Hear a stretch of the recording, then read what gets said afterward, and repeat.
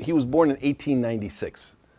The war, World War I, was 1914 to 1917. So he started in the war at 18 years old. So his wonderful, wonderful drawings really started when he was the age of a college student with no training, all self-trained.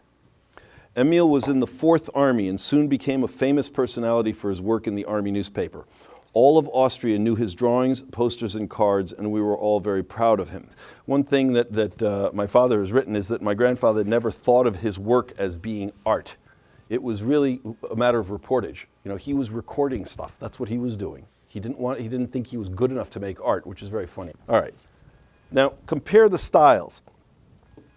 This one was done in 1917, and this is 1914.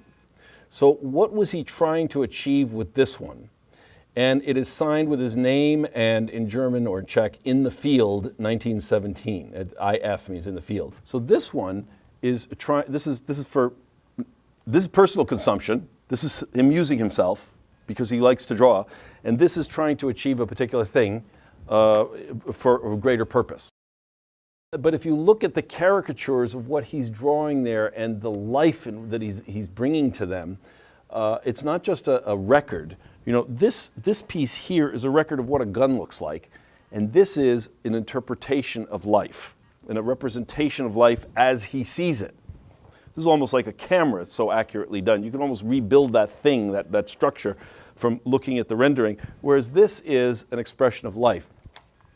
And then we have this piece, which is another interpretation of, or impression of what was going on then. Look at how dark that is. How not fun it would have been to have been a soldier in World War I. He just couldn't help himself drawing, so I would say there were certainly thousands. How many were kept? How many survived World War I and then World War II and emigrating from Prague to London and London to New York? It's a miracle that we have any of them. So who knows what got lost? You know, things were not protected by photography, so we don't have a record of it. We only have what we have.